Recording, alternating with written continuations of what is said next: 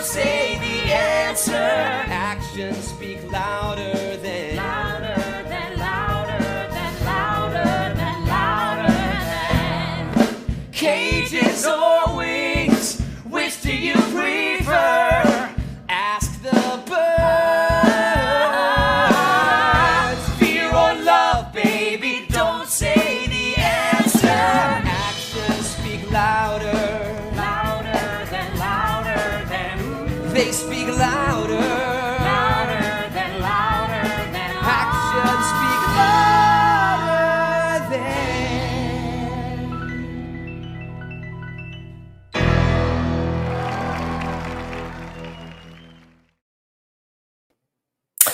Hello, everyone, and welcome to another Keen After Hours. I am Jonathan Silverstein, and I'm the artistic director here at Keen Company. We are an off-Broadway theater company here in New York, and while we are on pause, one of the things we are doing to keep connecting with our Keen family is going live every Monday night at 6:30. And tonight is the first Monday night in December. I can't believe it. So welcome and thank you for joining us. Before we get started, I'd like to start with a land acknowledgement. We do this to recognize the long history of the territory where we live and work and its significance for the indigenous people who lived and continue to live here, and to demonstrate our commitment to addressing the legacy of colonialism in our work and practices. I am speaking to you today from Brooklyn, which is the traditional land of the Lenape people. Since our activities tonight are shared digitally to the internet, we'd also like to acknowledge and consider the legacy of colonialization embedded within the technologies, structures, and ways of thinking we use every day. We're using equipment and high-speed internet not available in many indigenous communities. Even the technologies that are central to much of the art we make leave significant carbon footprints, contributing to changing climates that disproportionately affect indigenous peoples worldwide. We invite you to join us in acknowledging this, as well as our shared responsibility to make good use of this time and for each of us to consider our roles in reconciliation, decolonization, and allyship. So, without further ado, let me welcome aboard my co-hosts, Billy Reese and Ashley DeGiorgi. Hello! Hello! Happy Monday! Hello and happy Monday! Here's a little tip to you folks listening at home. Wow, You may think that this is the first time we've seen each other today, but we actually have seen each other already at a staff meeting. Yep. So we're really good actors in the way we kind of, oh my, so good to see you. You're really peeling back the curtain there, Johnny. Now you can comment below whether our acting was believable or not, and you believe that we had just met each other. Oh my gosh. Well, this is I keep saying it's our season finale. It's not. But it's the last show of the year. That's kind of crazy. I think we've had 13 episodes of this bad boy, right? Regular sitcom. We got a whole 13 episode order, and we will be moving to HBO in the new year. Yep. Nicole Kidman will be taking over for Johnny. That's fair. It's the first he's heard of it, but I think Whoa! taking I'm it well. laughing now, but I'm crying inside. I mean, she's just so versatile. Yeah. I think Aren't we going to be here next week? Next week is a very special production, Yes. which perhaps we will talk about at the end. Okay. So it's a little bit of a cliffhanger, but Okay. next week we are airing King Company's Holiday Variety Hour, which is going to be a holiday extravaganza. Yeah. So tune in next week. Sorry, I'm the last to know about these things. I never know what's going on. Yeah. Well, Nicole Kidman answers. Now that's acting. Yeah. Well, I think we can get to our special guest. I'm so excited. who I'm so excited about. She is a legend of the New York theater scene. Oh my gosh. Ladies and gentlemen, please welcome the artistic producing director of Natco, Mia Katigbak. Yeah, hello. How are you guys? Pretty good. Pretty good now that you're Happy to here. see you. Yes, exactly. Now that it's the third time you're all seeing each other, right? You're the only one who knows that. No one else knows that. So I'd like to take a moment to sort of informally introduce you to the Keene family and tell a little bit how you are related to Keene. Mia, I have seen Mia in several plays. And the most recent one being the trial of the Catonsville Nine at Transport Group. Mhm. And I will distinctly remember Ashley and I in the audience watching you, and then you were freaking brilliant. I really remember your sweater. And when the show was over, Ashley and I were like, we could just watch Mia all night. Mm-hmm. We're such a grounding and beautiful presence. Mm-hmm. Thank you. Thank you. I still have the sweater. You got to keep it? Hi, can I keep the sweater? Now, Mia is also on the floor of Art New York, where we have our offices, where we normally are gathered.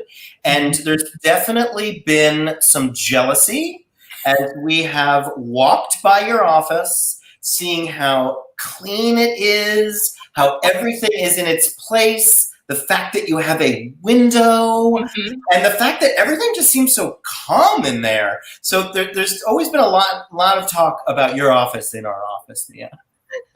It's not true. You should have seen it when we were doing Henry VI. I did a video because there was something like 200 costumes in there. Oh God, I'm not that neat, but I think you probably catch me when after like an episode, like an OCD episode where we used to be, remember we used to be allowed to sneak into the closet to borrow the vacuum cleaner. We're not allowed to do that anymore. Yes. Yeah. Well, I don't want to, name names, but I think the reason why we're not allowed to do that anymore might have to do with a mutual friend of all of ours. But It's true. we can chat about that later. That's for after hours. Okay. So Mia, I guess I want to ask you, first of all, you also run a company, and how are you all doing? How are things going at Natco? Okay, we're so bare bones, and I think it's the bare bones companies that are flexible enough to weather something like this. I mean, we don't have huge overhead, and so we're not so heavily dependent on like box office.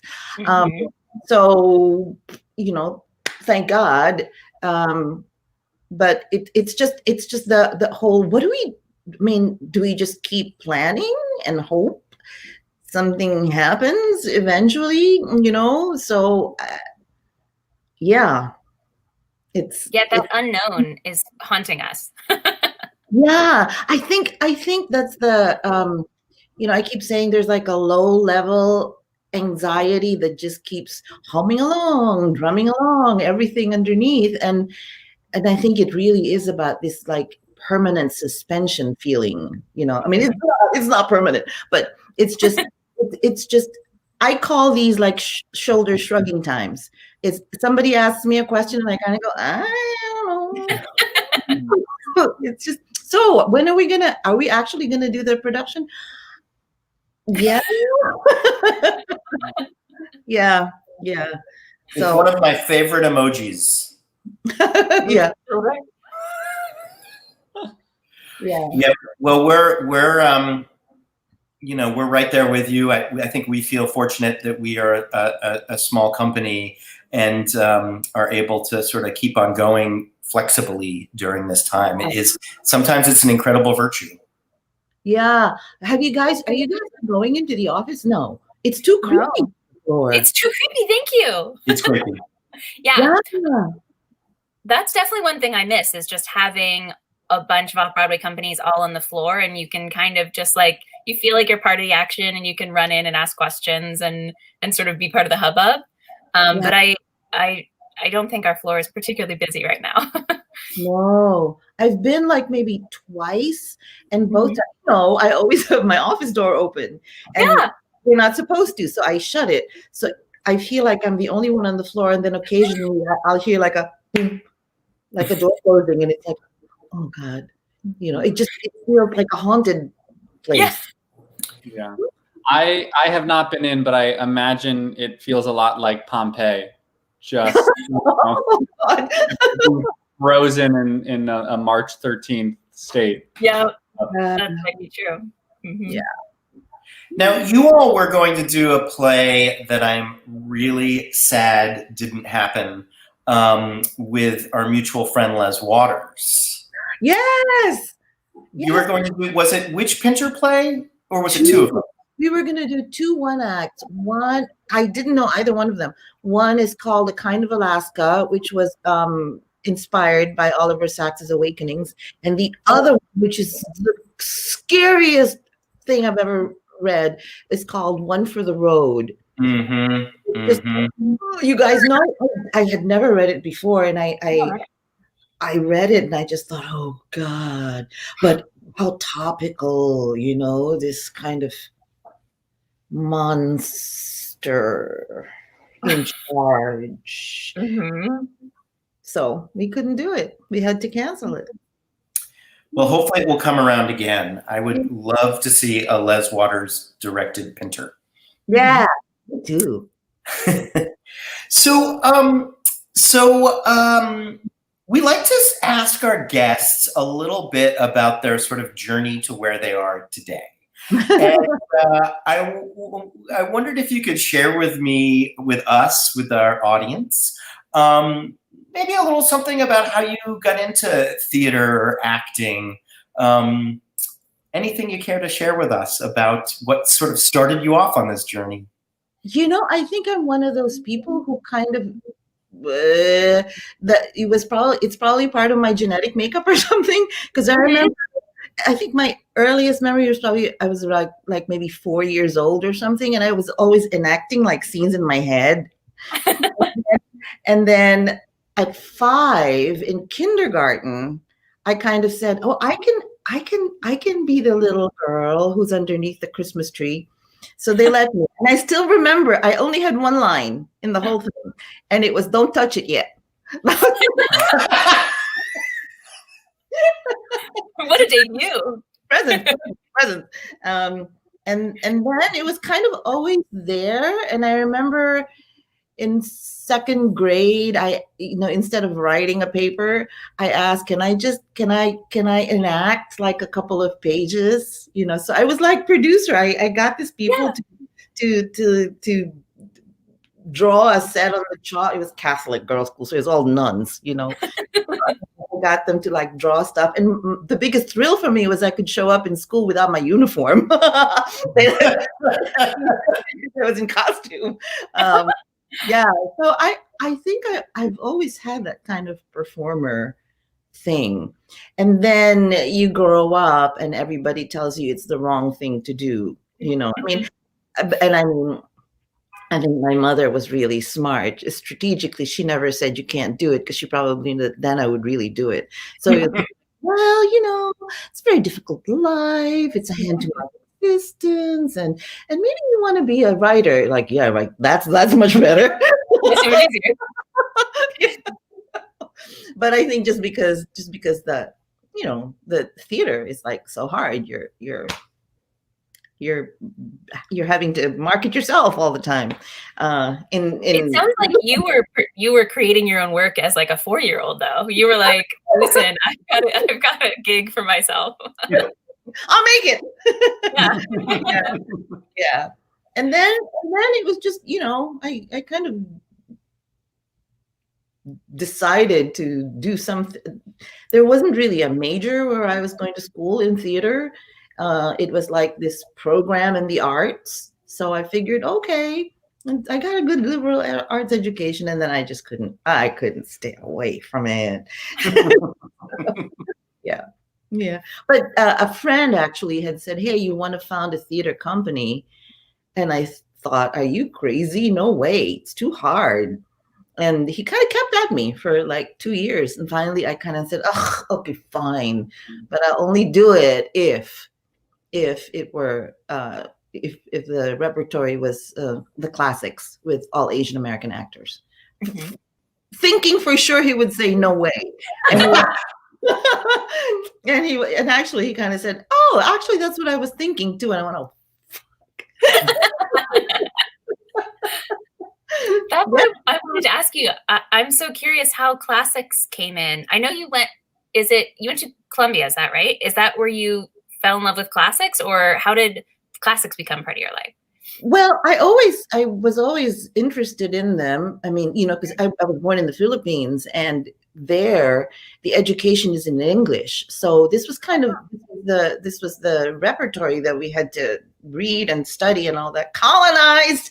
And then but I even in school, that kind of repertory wasn't available to us. I was that stereotype. I only got cast as the maid or the hooker. So there was something kind of niggling at me about that. So my saying that we'll do the classics because everybody understands that those are universal. That's a universal thing anyway. Yeah. So I thought, okay, I'm tired of people asking me if they're going to be in English. So I'm like, yes, they're going to be in English. So, but from the very beginning, it took a long, long time to figure out what we were going to be. But from the beginning, I kind of thought it's a great launching pad because everybody kind of is, oh, sure, you're going to do Shakespeare. Yay. Mm-hmm. Did it in Hong Kong? No. So that was kind of the genesis of the idea. Knowing somewhere along the line, we'd start doing subversive stuff branching out. Yeah. Yeah. When did Natco begin? What season is this? Oh my God. It's like the 30th. It would have been 30th in 20. Yeah. I remember Natco was older than 30 because when you guys had a 30th anniversary, we looked at your logo when we were trying to figure out what our 20th anniversary was. We were just like, listen, they always have such good stuff. Let's look at it. Let's see, can we steal it? We couldn't steal it. So we did, but we learned from it. You can steal it. That's why for our 20th season, we were actually called Natco that year. Wow, 30 years. Yeah. I mean, it was crazy. I remember when we turned 25, it was one of the board members who said, hey, wait, when did we officially get founded? And it was like 1990. And we said, oh my God, it's the 25th anniversary. And I remember thinking, no, wait, your math is off. And I thought, 2015, 25 years old. Whack. Crazy. Wow, 1990. You weren't even born yet, any of you, right? Oh, I was very much born. I was born as well. That's quite a span of American theater, though. Like the 90s to now, is there anything specific that's drastically changed or stuff that's, stayed the same, I guess? Basically stayed the same. Yeah. People are talking about it in different ways. Mm-hmm.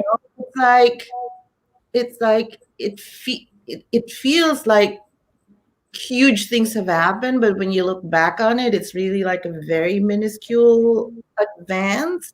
Because I feel like sometimes it's like, ooh, 2 steps forward and 1 step back kind of thing. Mm-hmm. I think now is like well, this year is crazy wacko. And I think it's brought up, interestingly, some opportunities for major change. I mean, the We See You What thing, and with everything that's going on. And, I feel like it's not the first time we've been here, and hopefully maybe we take advantage of the opportunity in a different way. I don't know. I just always always feel it's like an uphill climb. Whatever. So, but I mean, just from our experiences, there are so many more Asian American theater artists like coming out of the woodwork. I mean, it kind of makes sense, like 2 or 3 generations later, that Asian parents got to be a doctor, a lawyer, accountant, whatever. Right. So similar to Jewish parents. I know. That's why I can play Jewish. I always. That's right. That production was brilliant. That production you did at the Public. It was Awake and Sing, right? Yeah. Brilliant. And that's an interesting thing. The cast was hanging around, and I kind of thought, we have to have one of the cultural experts in the room, and thank God it was our director. And so he was kind of trying to ask questions about, is there anything that you guys don't get? And no, it's like Asian families.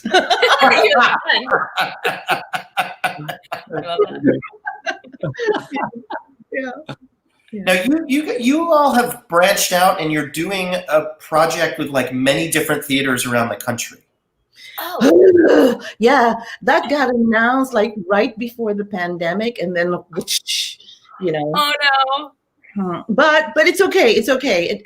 I mean, this is like cuckoo times, but Yeah. I do think we're able to do some stuff that maybe we might not have been able to do. I mean, the pause that you guys were talking. I mean, the pause actually, it's like, oh wow, I can actually do stuff.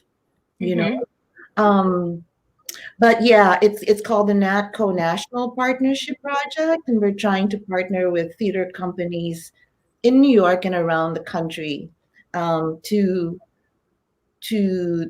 talk about inclusion of Asian Americans, not as a part of a checklist, but but it's kind of normal, so that you don't really think about it, so that you don't feel like, we need an Asian slot, Mm-hmm.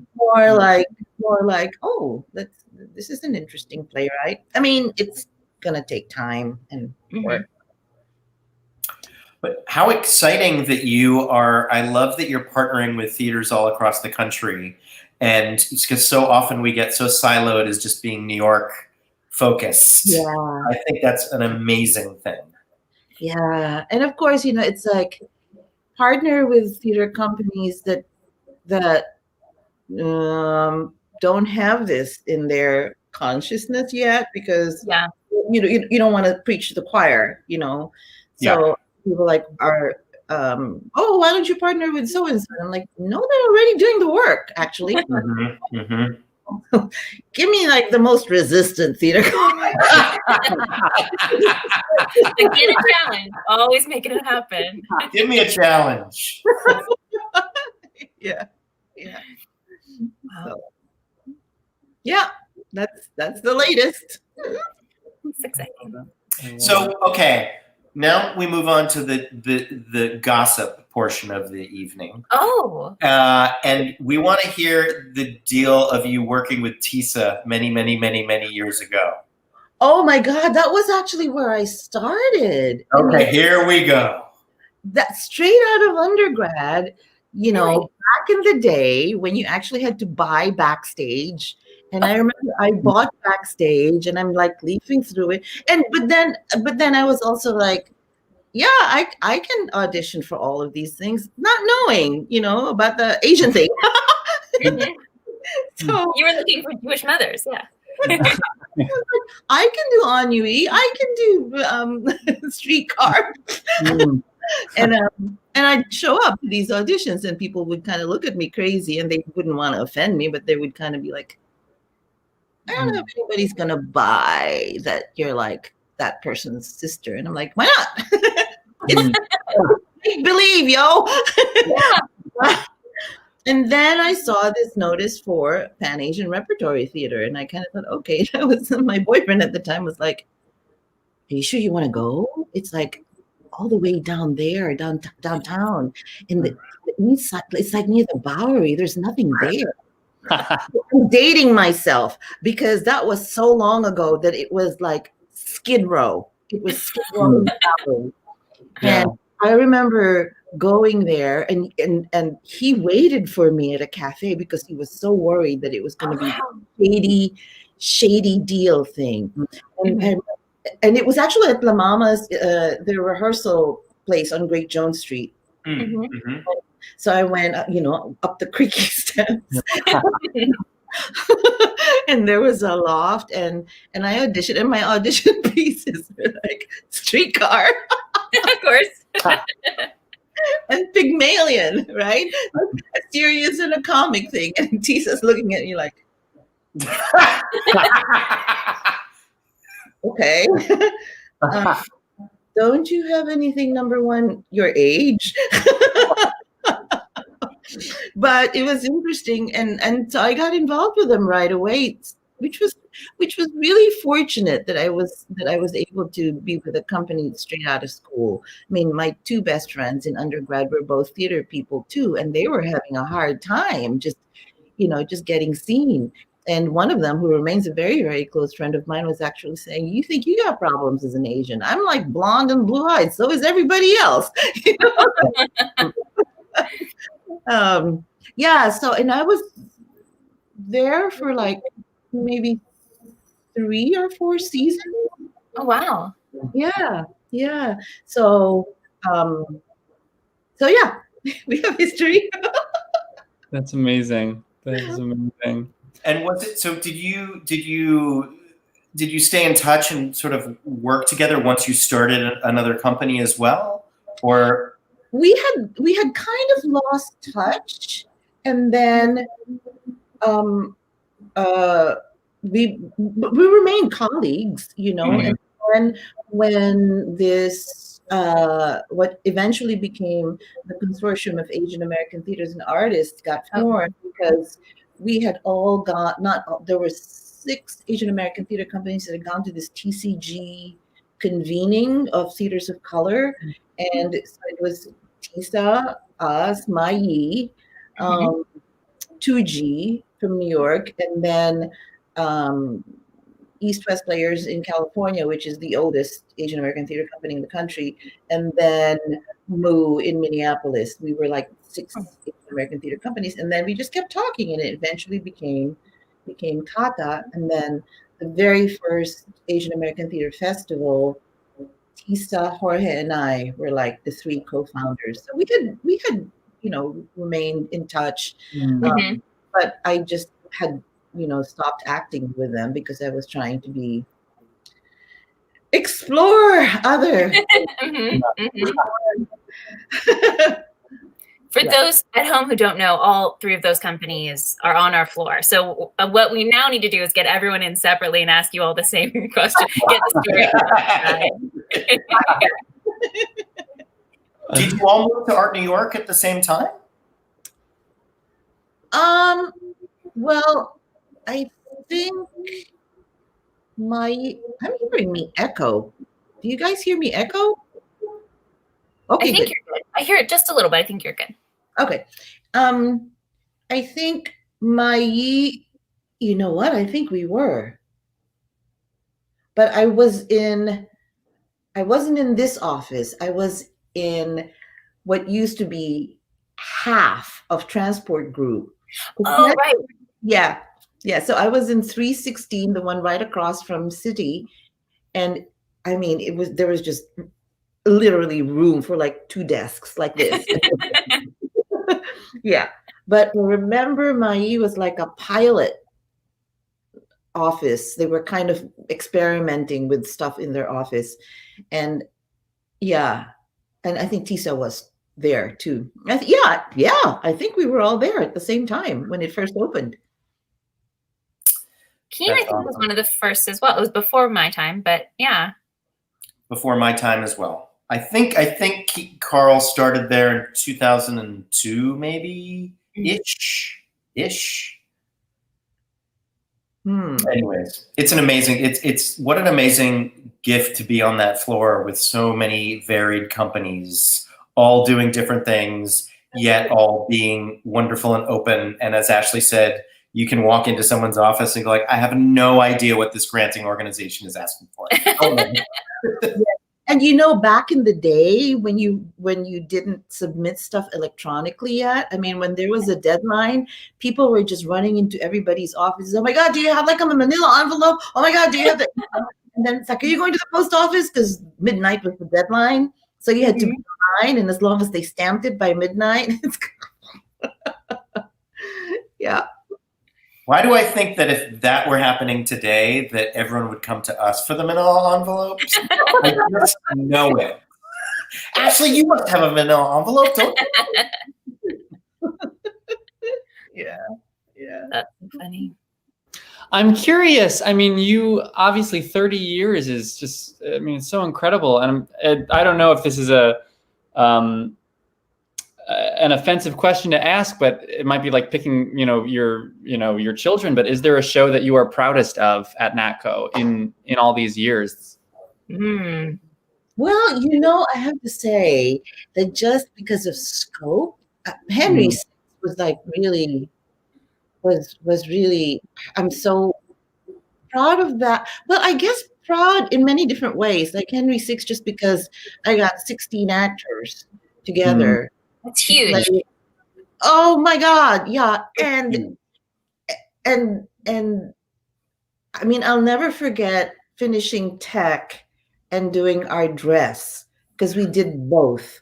Like we did it in like we were going to be doing a marathon, so we did the first part in the afternoon and then the second part at night. And then I remember we finished, and I looked to the rest of the company, and everybody just went, ah, and they all collapsed on the floor. And I thought, oh, God bless you all. It was, and then looking back, because I felt like if I were really conscious of it through each step, I would probably have said, I no more. I can't do it.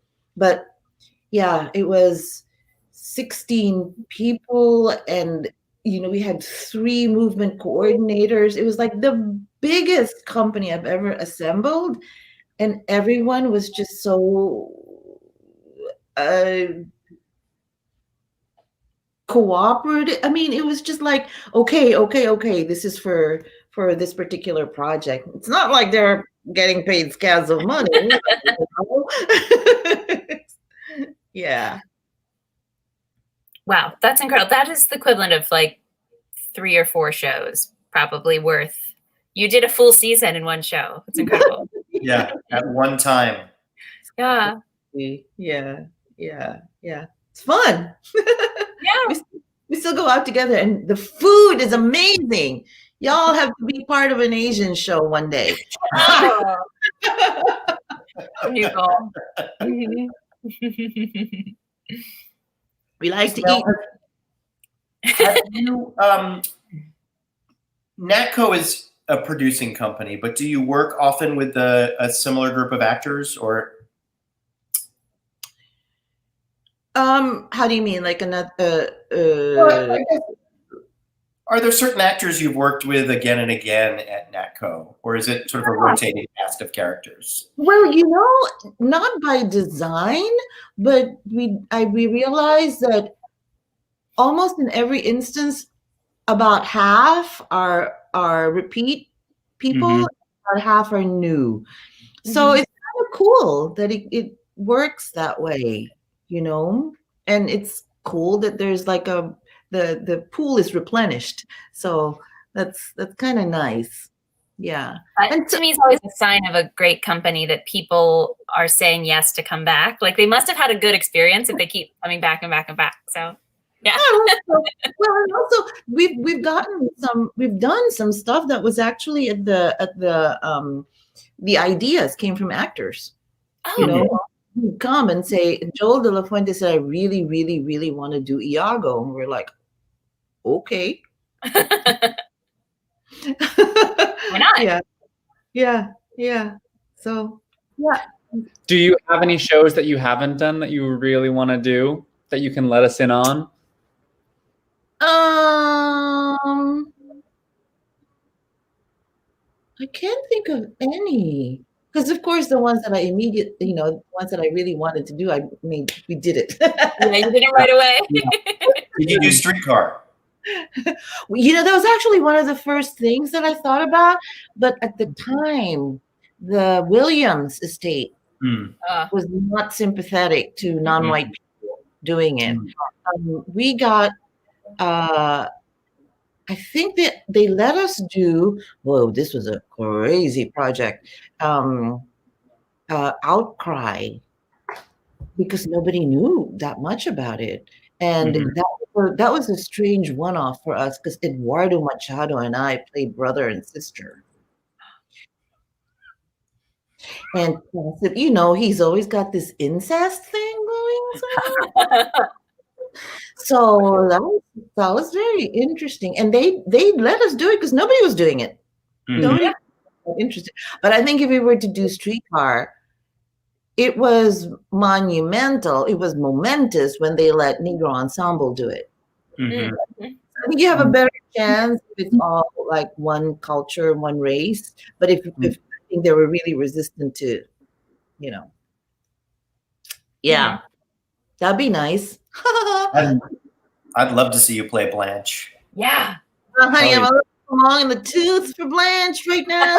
Doesn't matter. We're on board. We got audience members. And you guys have done Falsetto Land twice, right?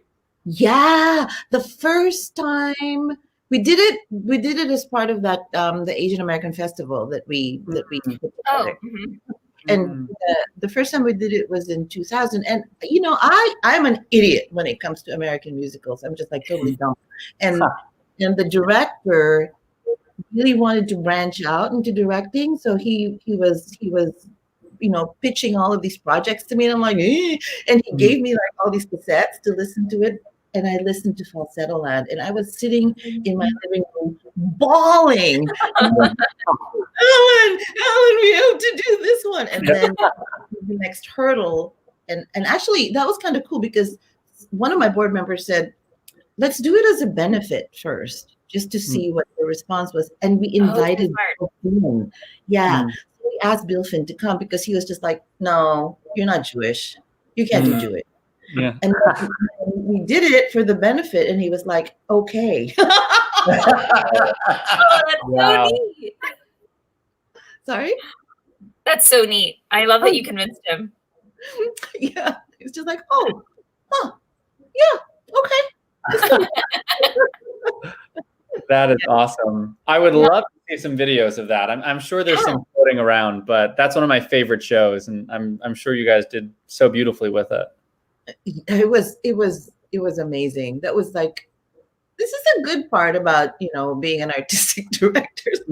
You can get a good education if you listen to the folks around you. I mean, I would never have done a musical because it's not my jam necessarily. Yeah. Is that the only musical that you guys have done? And then we did it's not really a music. Well, two Brecht pieces, He Who Says Yes and He Who Says No, which are both completely sung through. Yeah, that was fascinating. I mean, we could only afford a pianist, and that was how it was done, and it was pretty amazing. And then we did this adaptation of Mother Courage called A Play on War that was with music. So yeah. That's awesome. I keep telling him I don't sing. I can't. And you guys did an Into the Woods benefit several years back too, right? Oh my God, you know this shit. Oh yeah. I know my musical shit. I don't know anything about musicals. Yeah. Yeah, that was fun. We only did the first half, first half of it.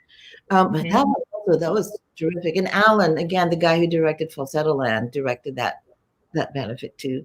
And it was so much fun. And they were so good, this terrific, musical stars. Yeah. You guys should do more musicals. There are just, so many amazing pieces. The Fiddler on the Roof. Another Jewish piece, absolutely. Perfect. I like this crossover. Full on Jewish. I love it. Well, speaking of musicals, sometimes we ask about like impactful theatrical experiences, and I remember. No, I hope I'm not misquoting this, but I remember reading an article that you were quoted in. There, you talked about seeing West Side Story as a kid. Was it in the Philippines? Is that right? Philippines. Yeah, I was a kid. I loved it. I mean, I was so addicted to it. And my mother was a music teacher in the college that was presenting it. So I always used to be able to go. And then I remember one of the most I was 6 years old or 7 years old or something. And the company of West Side Story was going out for a picnic, and I like convinced my dad to let me go with them. Amazing. Like, come on, because I had a crush on the guy who was playing Bernardo or something like that. And I saw the rehearsals and stuff. And then when I think they were showing the movie, and again I think I saw that movie like 3 times in the houses, you know, the one with Natalie Wood, and yeah. Wow. Yeah. You guys should do West Side Story then. Come full circle. Yeah, right? Yeah, just wait till that one on Broadway closes. Yeah. The less said, the better. I didn't see that. Evo's West Side Story? I didn't get I haven't seen it yet either. No. I saw it. It was certainly Evo's West Side Story. Lived up to the hype. Oh, yeah, that's all I can say. Yeah. Do you have any other shows that were really impactful growing up? I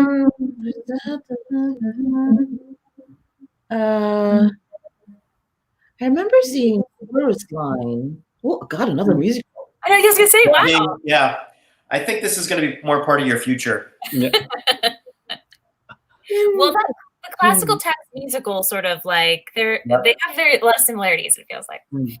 Well, you know, the guy who was my mentor was a musical person, an American musical person, and actually when I was, you know, tearing my hair out about should I do Falsetto Land? It's not really part of our mission. He goes, actually, yeah, it is. It's the classical form, the American musical. And I went, okay. I can write that in a grant. Exactly. I can justify it. Oh, but I remember one of the other productions that I'll never forget. I saw Equus. With Anthony Hopkins, and I was on stage. You know, when they staged it and the audience gets to sit on stage. And I remember, I mean, I have no idea how that ended up, but we were on stage, and I remember at one point Hopkins sitting next to me, and I'm going, oh my gosh. And, you know, at that point, I didn't really know Hopkins, but I thought, an amazing actor. And I will never forget an image from that play when Frances Sternhagen, who was playing the mom, and she was doing a scene and her back was towards me. And we were sitting upstage and her back is towards me, and it was a very, very fraught scene. And the whole back of her body was just like shimmering, like shaking. Nobody could see it, but it was just like the whole, and I thought, oh my God, that's an actor. You know, yeah. And then I saw it again when Richard Burton took over. He was so drunk. It was like, I thought, oh my God. I mean, he was so drunk. He was just fooling around. He was like doing shit. Like, you know, he lit the lighter for his cigarette and the flame was like this high. And it was like, oh, and I thought, ooh. Oh my God. That is not a show you want to be drunk for. No. That is that's amazing. What I love about theater is that you can go see some show with some fairly unknown person called Anthony Hopkins, and then also you've got Frances Sternhagen, you know, who is just amazing. That is amazing to me. And then I remember I got hooked on that the British spy series, MI5. I think it used to be called Spooks and MI5. And then the lead guy in that, I kept thinking, he looks so familiar. And I know that name. He was the guy who played the kid in Equus. Mm-hmm. that I saw. Yeah. Mm. Oh my God, I'm old. Such a small world, though. Well, like when I was watching, one of my favorite TV shows at the time called The Sinner, and all of a sudden I was like, wait, what? That's Mia. I bonded with Bill Pullman because I started to talk to him about, Albie's. I saw him in Edward Albie's Sylvia and the Goat. Yes. Yeah. He was so good. And I was such a snot. I'm like, he's not going to be any good because he's a film actor. Right. Mm. And then he was so good. And so I said, I'm so sorry, Bill, but I have to tell you this experience. And, he was like, oh, you're a theater person. Well, that text is just so good too. Oh my God. Yeah. Such a good. He was so good in that. Like, I mean, I guess I've always liked Bill Pullman on screen, but then I saw that, and anything he's in, I'm like, I'll watch it. Yeah. He's amazing. Yeah. And a good guy. And I mean, I remember we were rehearsing a scene and he goes, you're a theater person, right? And I'm like, yeah. He goes, yeah, because you guys are different. It's like, I can tell when somebody has only done camera work as opposed to like real life theater. And he was so gracious. And I think he invited me to go see a piece with him and his wife because he thought that it would be something I would like because he was on the beach and it was like site specific. Oh, I love it. He was like, she'll get it. It's theater. She'll like it. Unfortunately. But yeah. Yes. That is so funny. Is there an actor that you have not worked with that you would love to work with? Oh, and there are many, I'm sure. Who is? I'm blanking, but there's somebody who I keep asking, and they keep not being available. Oh, let's definitely, we'll start like a social media campaign to get someone on. Think about it and give you guys a list. Yeah. Really, we'll start leave that working on it for this video. Yeah. Yeah. And sometimes it's just like circumstantial. I mean, I would love to get Randall Kim to do something, and I've approached him a couple of times, but that he's moved to the boonies of New Jersey. I shouldn't say I'm in New Jersey right now, but he's so far away. But I just feel like he did one our very first benefit, and the guy just opens his mouth to talk, and it's just it's one of those amazing things. Yeah, I'd love him to to get to do something with him. Yeah, that's amazing. Well, hashtag Kim at Natco. Start it now. Yeah. You heard it here first. If he can sing, we can cross some things off. I wonder if he can sing. He was in King and I think he was in the one that Lou Diamond Phillips was right in the 90s, I think. Yeah. 95 revival. Mm-hmm. Yeah. Billy's our music. My God, you know all this. I know, it's kind of pathetic. It's a bit much.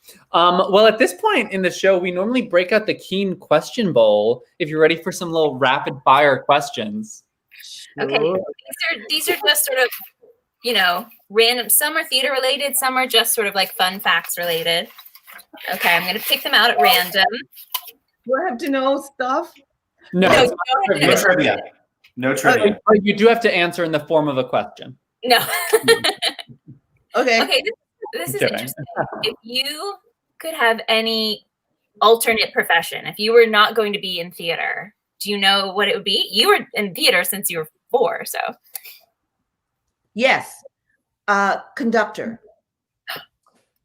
On a train or oh wait. I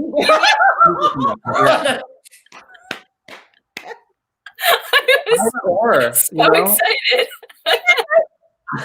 I'm dying to say for the whole life. That's amazing. Well, conductor makes sense as well. That's so cool. I love that. Now, you said your mom was a music professor, right? Did you get that music gene from her? Is that why you want to be a conductor? Well, she was a concert pianist when I was growing up, and then she became a professor. But there were always musicians in the house, So I mean, and they were like beatniks. They would like hang out, and they would be like playing classical music. Then somebody would get bored with it, and then they'll break out into jazz. And so it was like just fun growing up. Yeah. No wonder she told you not to be an artist. She was like, listen. He's like, yeah, it's a hand-to-mouth existence. Let me tell you that right now. Did you ever get a chance to conduct anywhere? Never. No. I mean, I started out as a music major, and then I flunked ear training because I was hungover every single morning. And they had ear training in the morning. Come on, this was like the 70s. You were like getting high and stuff. And Richard Burton did. Yeah. Plot for disaster. Yeah. And then the professor who did ear training said, Mia, it's a scientific fact. You can't hear when you don't have your faculties. He goes, because he said, why are you okay in the evening theory classes, but you can't hear in the morning? And I'm like, I don't know. Like, shrug emoji. I shrug emoji. Oh Okay. my gosh. Another question for you. Do you prefer the mountains, the ocean, desert, or city? Like if you're going to go on a vacation or something. Ocean. Ocean. I can't do it anymore. I used to be like tanning, bad.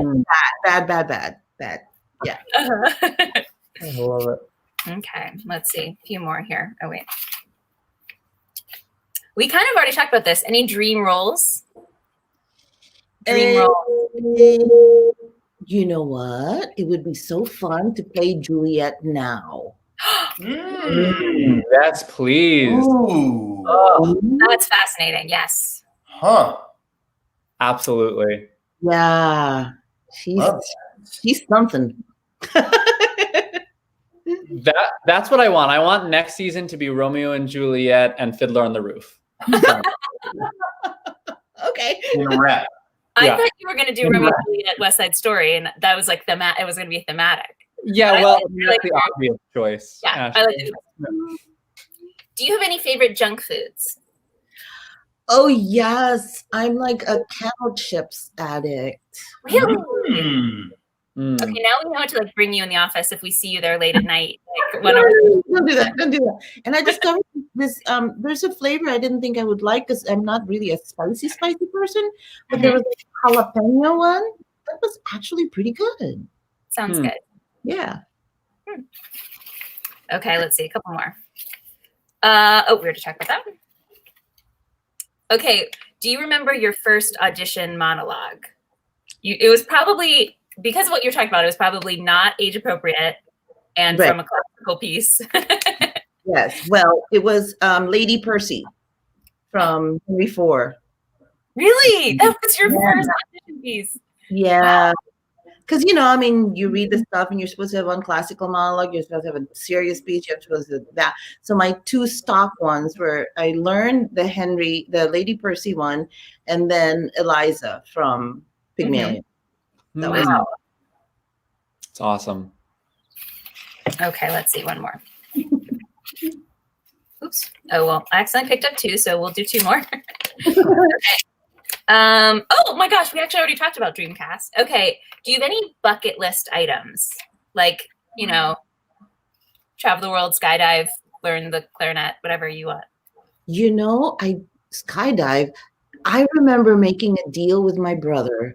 I was 11 and he was 9, and we were watching some TV show about skydiving, and we were both fascinated, and we both in that young age said, we're going to skydive.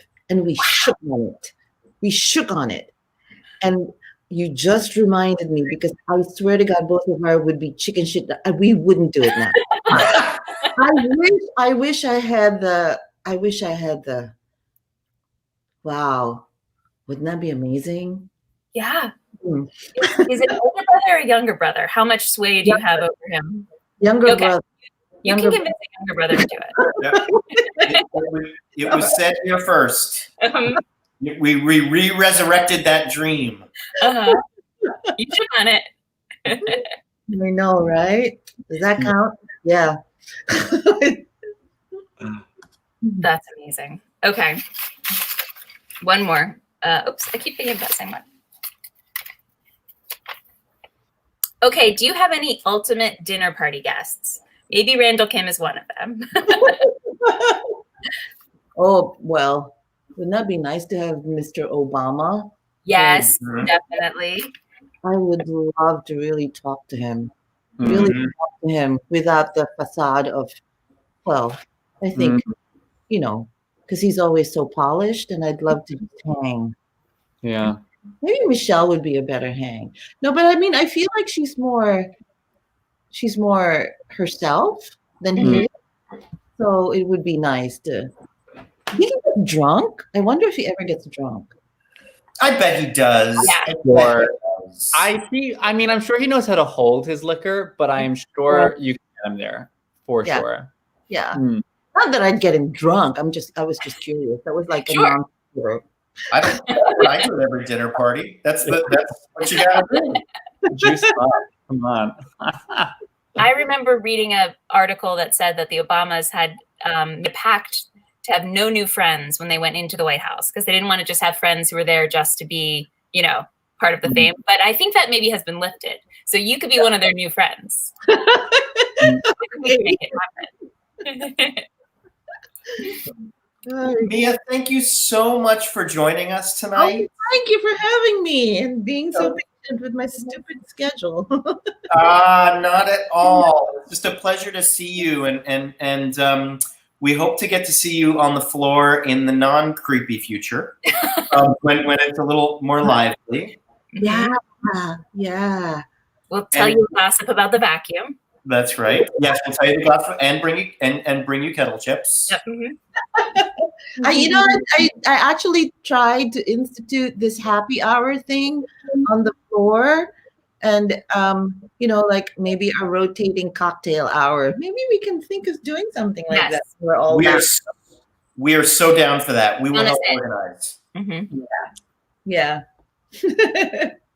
Well, have a wonderful holiday season, and just good luck in the coming months. And I'm sure we'll speak again, but just wanted to not like we're never going to see you again.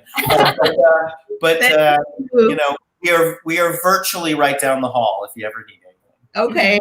Thanks a lot. Bye. Bye. Another amazing Monday. Yep. Another a great season finale. Yes. It's not the season finale, but it is to me.